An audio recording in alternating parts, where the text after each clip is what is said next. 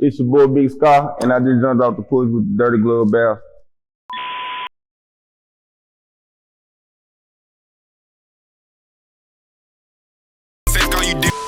All right, so we got Big Scarr off the porch with us today. How you feeling today, man? Real good. Yeah. Excellent. I appreciate you coming by today, man. Yeah. Appreciate y'all. Yeah. So what can you tell us about growing up in South Memphis? South Memphis. On my side, I'm from South Memphis. I'm from Maynard. I'm a cross track, baby. On my side, it's the regular hood, stuff. Killing, robbing, dope selling, brother. The regular. But it's all love, though. It was always love. Everything just changed after 2015, 16. Everything just got weird. I don't know what it is. But I still love the hood, though. Yeah. I always love the hood. For people who've never been to Memphis, does the South Side differ from North Memphis, or is it pretty much the same stuff going on? It's really the same. It's really the same stuff. You can say. At what age would you say you jumped off the porch in South Memphis? I jumped off the porch at 15. I jumped out at age 15. I joined my first gang, Gray Street. I'm Gray Street Crip. I joined first gang at 15. Jumped out the porch at 15. I did I don't think it ain't nothing I ain't did in the street. I done got everything I can get out the street. I don't even want no part. I'm strictly rapping. What would you say is one of the biggest life lessons you learned while being out in the streets, though? I ain't gonna lie.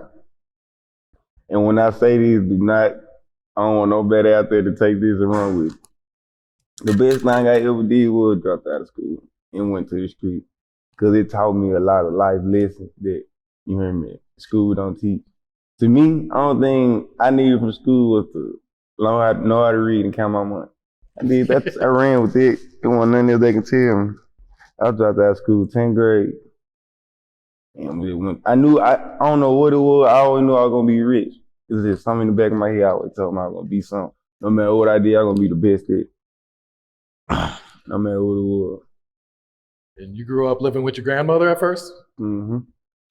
My grandma raised me when I was a baby. I was 13, 14. She died from lung cancer. Oh, sure. Yeah. So after that, it changed my life tremendously. It just got wild, real wild.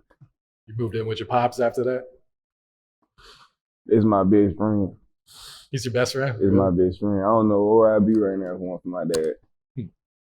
But yeah, taught him my best friend. Did he prepare you for life in the streets, or? He taught me structure. Yeah. I think that's the biggest thing I learned. Like they kept me.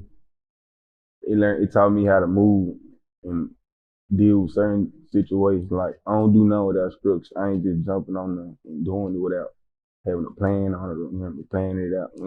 I don't move like that. Structure.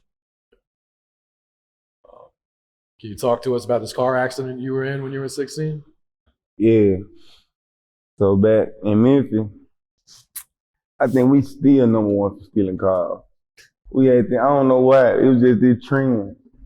It was just a trend. We were going wild with stealing cars. And like I was in a stolen car. My brother and them on the fees one that did that. My best friend called my brother. Man, we in the car. It's us and some females. I know the first minute gone, so it's us and some bitches. We slide. We coming down. Chevy drive, I'm driving. We coming down Chevy drive. I don't think I remember it coming up through the light. You know, like how the light turned yellow. You try to go and beat it. The other light was doing the same exact thing I was doing, but it was turning like through the intersection. I'm coming through, and I don't think I remember them motherfuckers hitting and me looking sideways and seeing some 18-wheelers and shit. And waking up in the ambulance, and they put my clothes on. Oh, shit. My face was fucked off. I don't remember nothing. I ain't remember nothing then, but it came back to me after a while. You went through the windshield? I flew through the windshield. See, after a while I woke up, I thought about it. I remember somebody holding me down on the hood of the car. My face was burning. That's how I got these marks on my face. My face was burning real bad on the hood of the car. I don't think I was thinking about my teeth though. I don't think about shit with my teeth. As long as I had my teeth out straight. How long were you in the hospital for? Probably, I was in the hospital about 4 or 5 days. It wasn't even a week. I went in the hospital a week. Is that how you got the nickname, Big Scarr? That's how I got the name. They started calling you that right away, or? It's like, I don't know, it's like me, I always come up with, like, we call it plucking, like just coming up with just being funny, just plucking. I don't know me, I always just put shit together and come up with shit. I call myself Scarface. And ran with it. Earlier this year, you got shot in the hip? Yeah, I got shot in the hip. Was that back in Memphis? Mm-hmm. I got shot in the hip, but by me moving, it made the bullet travel and go up into my lung. The bullet still in my lung. When I'm good, I went in the hospital. I went in the hospital a week. I wasn't even on bed rest. A month, I went on bed rest 2-3 weeks. Once Guap called, it was over. I got up to my own shower, I was gone. What would you say has been one of the biggest obstacles you had to overcome to make it out of Memphis? Leave. Hard to leave that city. Love it to death, but it's just something I hate. But it's like I always go back.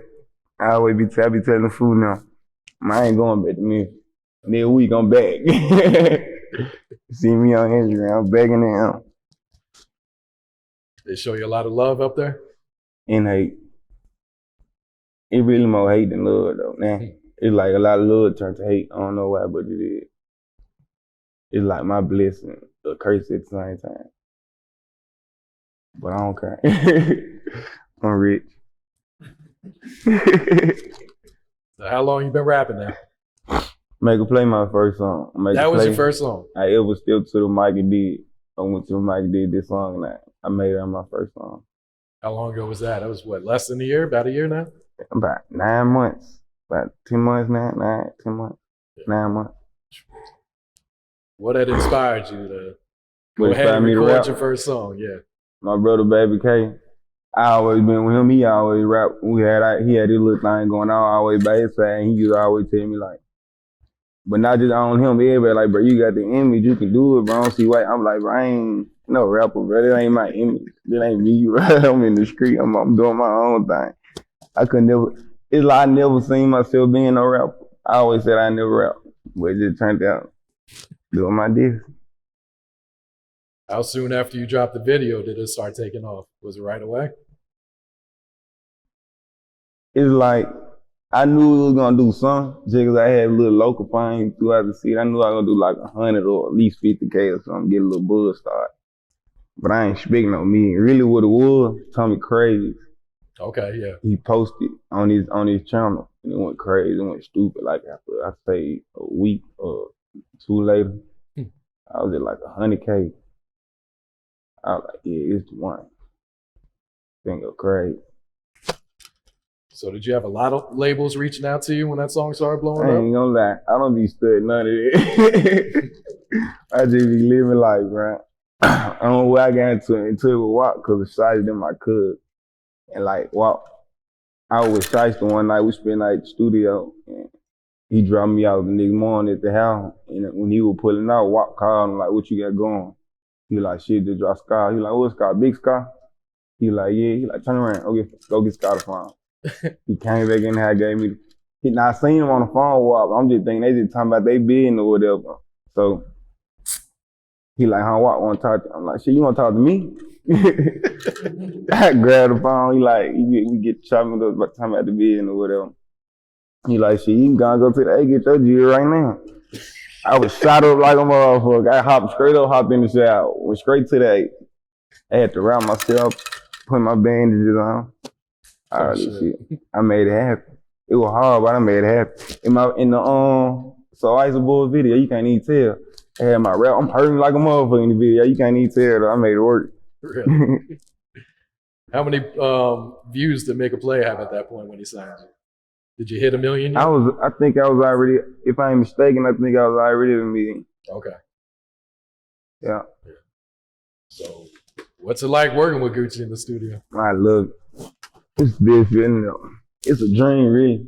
Cause like Gucci, my aunties and my mom and them favorite. I used to be a kid watching them listen to them. We ride around listen to them. It's just crazy. This shit crazy. Like we was just on a boat shooting a video of food, and I had to go in the motherfucking bathroom, hold my breath to see this shit real. I'm on the boat. Wow. What the fuck? We ride jet skis and shit. This shit was a dream. How much has your life changed this past year since you dropped that first song to that? Oh, it's like I can do whatever I want. It depends on whatever I want to do. That's how it goes. You know, almost every video you've dropped is that 1 million. Every one. I don't be rapping. I don't be rapping now, man. That's crazy. People been rapping for years. They can't see them type of numbers. That's what I be trying to tell folks. You can't compare me to people that been rapping. I don't been rapping now, man. Yeah. And I'm right. I just go in there and do it. All right, you guys got So Icey Gang Volume 1 dropping tonight, man. Yes, sir. That's the one. We're going all the way up. I don't think nobody's seeing those right now. We know one you ask me. And nobody's seeing us. What can you tell us about Frozone? Frozone, I ain't gonna lie, this is my favorite song. Like, I know it's a hit when I want to hear it again, because I don't like hearing myself. When I want to hear it again, I know it's hard. It's my favorite song. It's everybody's favorite song. That video's wild, man. I can't wait till I do my first show to them motherfuckers. That's what I'm waiting on. Whose idea was it for the video? It's like the way the song went, it been the idea, but Spin, he went on and put it in play, like how it was gonna go. Yeah. Spin, shot by Spin, he put it in play. Big cameraman that time. Okay. What can you tell us about End Zone? This one going up to End Zone. See, End Zone. Frozone, the first new song I dropped since I've been rapping. End Zone and everything else is old. I made all it when I made Make a Play. Oh, really? Everything old. Okay. Frozone and So Icey Boys on the 2 new songs. And so you guys got part 2, So Icey Boys 2. That's the one. It's the first song on that too. Yeah. They finna go crazy out there. Think it'll do better than the first one? I think the first one was like 4 million or something. I ain't gonna lie, I don't know though. It's hard as hell though. I ain't saying like it ain't hard, but I just don't know. You never know how this shit go. What can you tell us about Blow It? You and Blow Fujiano. It. It's just some shit, man. Me and Fool we was in the studio one night before we went to the club.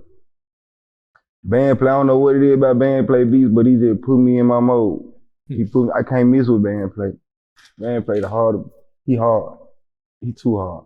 Yeah. But like we put the beat on. I went there and I did the chorus. We put it together. Do you write or you just freestyle punch in? Freestyle. I can't write. If I try to write, I'll be in there all damn night. I just gotta put it together, punch in. And so you also got Hacker on there too. You and Fujiano again. You won't believe I don't even remember this damn song. You don't remember it. I swear to God, I don't even remember the damn song. We've been working so damn hard. But yeah, it's hard though. I remember the food part. That's all I remember, food part. I don't even remember my part. All right, so how excited are you for this parking lot concert? Yeah. Did they say it was sold out? I heard somebody say it was sold out. I don't know though. It should be sold out. I'm hearing a lot. I got a lot of folks flying in. A lot of folks come from out of town to support.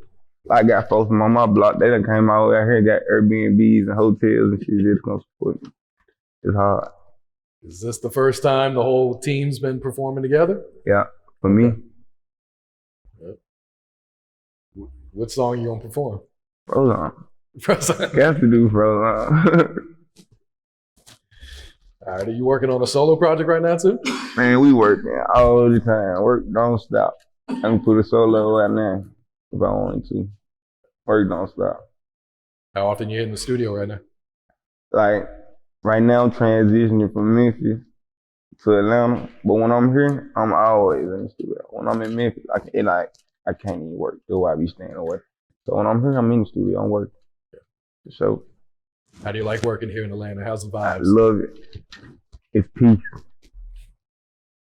Peace, you can get a peace of mind. Get away from it. Now you gotta watch over your shoulder. Like I gotta do back home. I like it. What's next for you? How big do you think this can get next year? Like I ain't even gonna cap. I wasn't even expecting to get this. I wasn't expecting none of this. So I don't know. You don't know.